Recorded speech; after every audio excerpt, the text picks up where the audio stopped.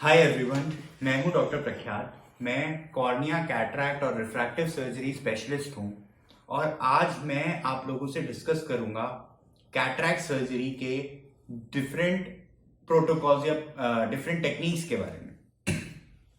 तो देखिए, सबसे पहले तो हम बात करते हैं ट्रेडिशनल मेथड्स की। ट्रेडिशनल मेथड्स अगर हम देखें तो ये वो सर्जरीज हैं जो लार्ज स्केल पे मासेस में परफॉर्म करी जाती हैं बिना मशीन्स के रिक्वायरमेंट के। इसमें दो पॉपुलर सर्जरीज हैं, ईसीसी और एसआईसीएस। हिंदी में बोलें तो ये बड़े चीरे वाले ऑपरेशंस हैं, एक टांके के साथ एक बिना टांके का, पर हैं बड़े चीरे के। इन ऑपरेशंस को करने के लिए मोतियाबिंद को मशीन से नहीं निकाला जाता, बड़े चीरे से पूरा का पूरा टोटल सफेद मोतियाबिंद एक साथ बाहर निकाल लिया जाता है और लेंस डाल दिया जाता है। आज की तारीख में इन मेथड्स की जो लिमिटेशंस हैं उनको खत्म करने के लिए ये फेको इमल्सिफिकेशन टेक्निक द्वारा कैटरैक्ट को किया जाता है। फर्क दोनों में ये है कि जब बड़ा चीरा लगता है तो चश्मे में सिलेंड्रिकल नंबर ज्यादा आने की संभावना होती है।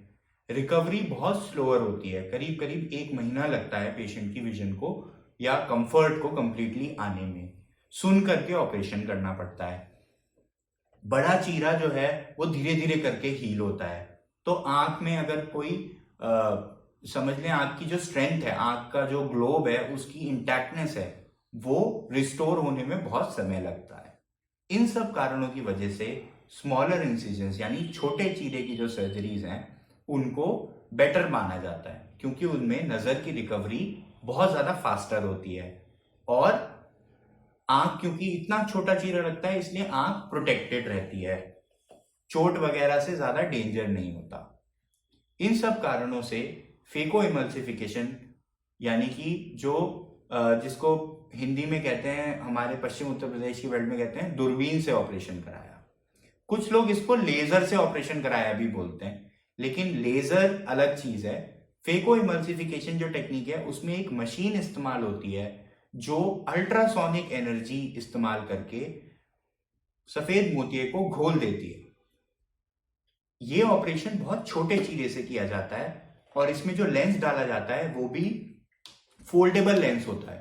तो वो एक समझ लीजिए आपकी इलास्टिक होता है उसका मटेरियल, और उसको उसी छोटे चीरे में से रोल करके फोल्ड करके डाल दिया जाता है। इसको कहते हैं phaco emulsification technique.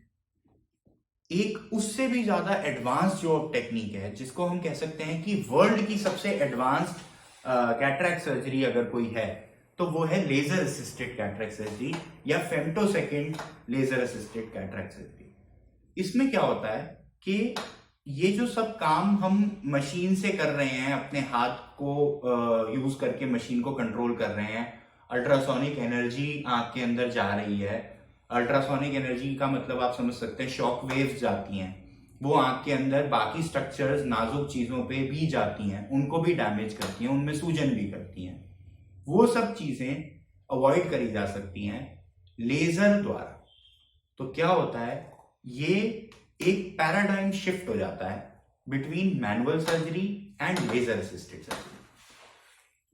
Manual surgery की बात करें तो उसमें ये जो इंसिजन है या जो ये चीरा है जिसको कहते हैं, वो ब्लेड द्वारा लगाया जाता है। ब्लेड्स को इस्तेमाल करके लगाया जाता है, कभी 2.8 साइज का या 2.2 साइज का। जबकि लेजर असिस्टेड सर्जरी में मशीन रोबोटिक तरीके से, यानी कि मशीन अपने आप ऑटोमेटेड फैशन में लेजर की किरणों से ये रास्ते को बनाती है या ये कट को देती है। तो इसमें ब्लेड का बिल्कुल भी कोई इस्तेमाल नहीं होता, आंख को हम किसी ब्लेड से टच नहीं करते। मशीन अपने आप एक प्रिसाइज, बिल्कुल सटीक इंसिजन बनाती है। तो इसमें human error, margin of error बहुत ज्यादा कम हो जाता है, एसेंशियली जीरो ही हो जाता है। फिर बात आती है जो मोतियाबिंद को घोल के निकालने का काम है। यह लेजर से उस मोतियाबिंद को लेजर की किरणों द्वारा घोल दिया जाता है। तो जो हार्ड कैटरैक्ट है, यानी कि जो पत्थर जैसा मोतियाबिंद बन गया है, वो एक तरह से लिक्विफाई हो जाता है, जेली जैसा बन जाता है। यही काम हमें अगर मैनुअली करना पड़ता है तो उसमें हमें काफी सारी एनर्जी खर्च होती है, जो मशीन शॉकवेव्स के फॉर्म में डिलीवर करती है, आंख के अंदर छोड़ती है मोतियाबिंद को घोलने के लिए। और इस मशीन को हमें अपने हाथ से मैनुअली कंट्रोल करना होता है, जबकि लेजर में ये काम अगेन रोबोटिक तरीके से किया जाता है। इससे आंख के आसपास के जो स्ट्रक्चर्स हैं, कैटरैक्टस लेंस के आसपास की जो चीजें हैं, उन पे कोई खास डैमेज नहीं होता, यानी कि कोलैटरल डैमेज बहुत कम होता है। फिर लेंस डालने की बात। लेंस डालते समय हमें ये इंश्योर करना होता है कि लेंस की जो पोजिशनिंग है वो सटीक से सटीक हो, यानी कि हम जितना ज्यादा प्रिसाइज तरीके से लेंस को बिठाएंगे उतना ज्यादा लेंस अच्छा काम करेगा, उतनी नजर की क्वालिटी बेहतर होगी। तो अगर हम देखें, लेंस डालना सबसे ज्यादा इंपॉर्टेंट है, लेंस की क्वालिटी सबसे ज्यादा इंपॉर्टेंट है, उसके बाद, उसके जस्ट बाद उसको किस तरह से डाला गया है, कहां किस पोजीशन में उसको प्लेस किया गया है, वो सेकंड मोस्ट इंपॉर्टेंट है। तो यहां पर डिफरेंस आता है मैनुअल सर्जरी और लेजर सर्जरी में। देखिए, लेजर सर्जरी में जो एक गोल कट जिसको हम कैप्सुलॉटमी बोलते हैं वो मशीन देती है, तो वो हमेशा परफेक्टली सेंटर्ड, परफेक्टली राउंड बनता है। इसीलिए लेंस का प्लेसमेंट बिल्कुल परफेक्ट और वेल सेंटर्ड होता है, इसमें कोई कोई टिल्ट नहीं होता, कोई इरेगुलरिटी नहीं आती। जबकि मैनुअल सर्जरी में हमेशा थोड़ा बहुत डिफरेंस एक से दूसरे केस में होगा। यहां पर सर्जन की स्किल बहुत ज्यादा इंपॉर्टेंट हो जाती है। ऑब्वियसली अच्छा सर्जन बहुत अच्छे रिजल्ट्स देगा। एसेंशियली क्वालिटी में थोड़ा सा फर्क रह सकता है, पर क्वांटिटेटिवली बहुत ज्यादा फर्क एक अच्छे सर्जन के हाथ में मैनुअल सर्जरी, फेको इमल्सिफिकेशन और लेजर में नहीं मिलेगा।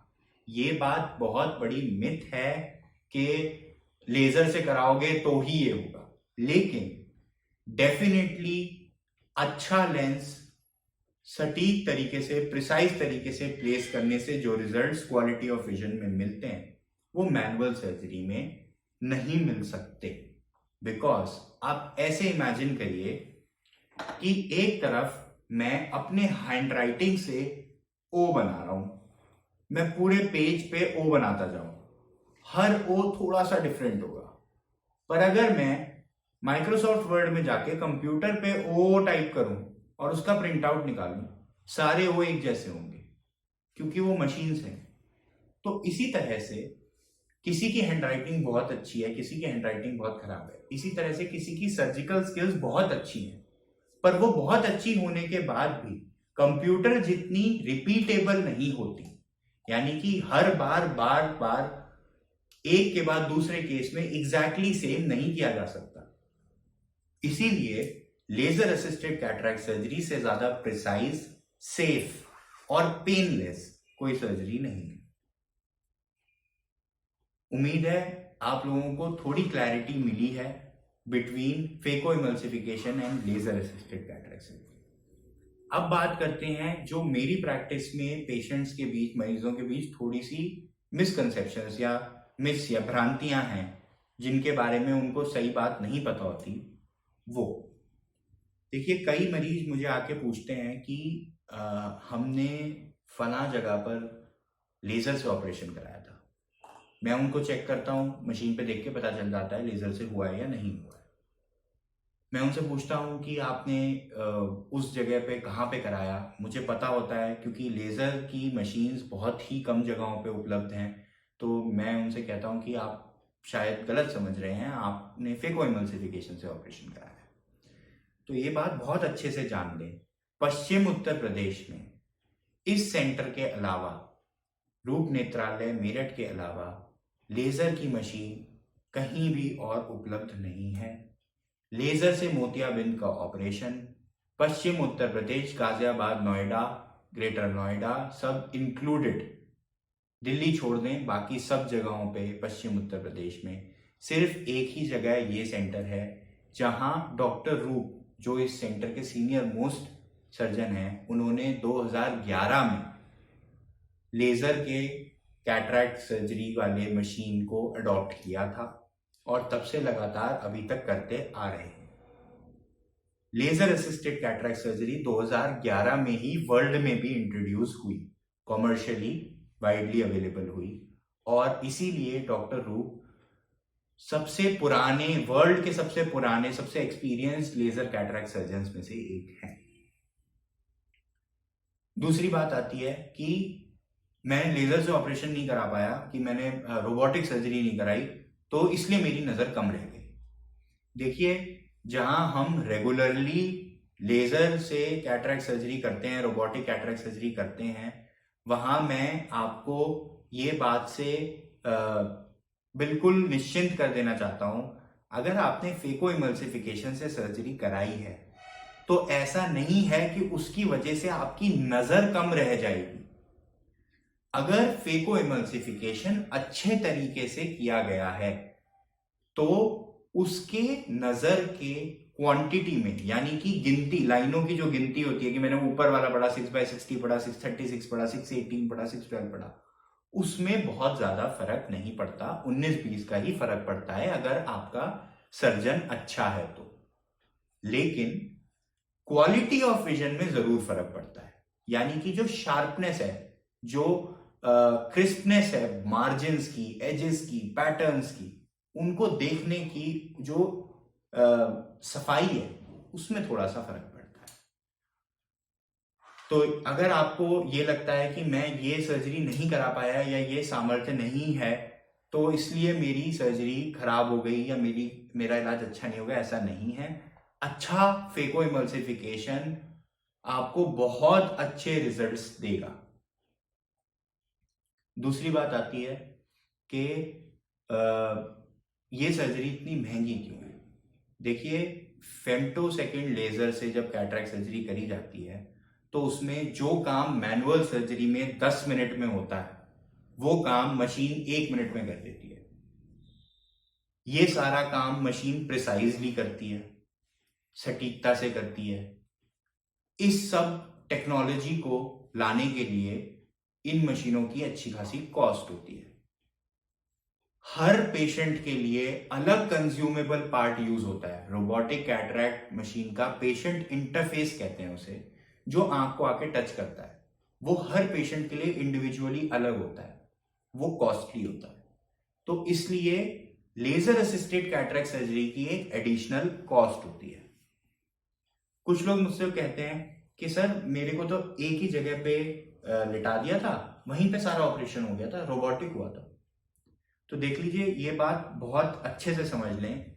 रोबोटिक कैटरैक्ट सर्जरी या लेजर असिस्टेड कैटरैक्ट सर्जरी में एक अलग मशीन होती है, अच्छी खासी भारी मशीन होती है, आपको अलग से पता चलती है। आपकी आंख के ऊपर वो मशीन आके टच करती है, थोड़ी देर के लिए आपको कुछ दिखाई नहीं देता है जिस टाइम पे मशीन का लेजर वर्क करता है।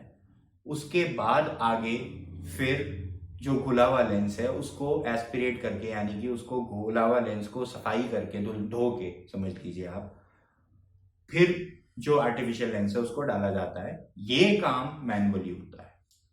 तो ये बात को समझ लें कि अगर आपने लेजर से कैटरैक्ट सर्जरी कराई है तो वो 2 स्टेप में ही होगी। उसमें हमेशा एक दूसरी मशीन का इस्तेमाल होगा जो लेजर वाली मशीन होगी, जिसमें आपको आंख को टच करेगी, प्रेशर बनेगा, ट्रीटमेंट होगा। उसके बाद फिर दूसरी एक और मशीन से घुले हुए लेंस को एस्पिरेट किया जाएगा, जो सेम फेको इमल्सिफिकेशन वाली मशीन है।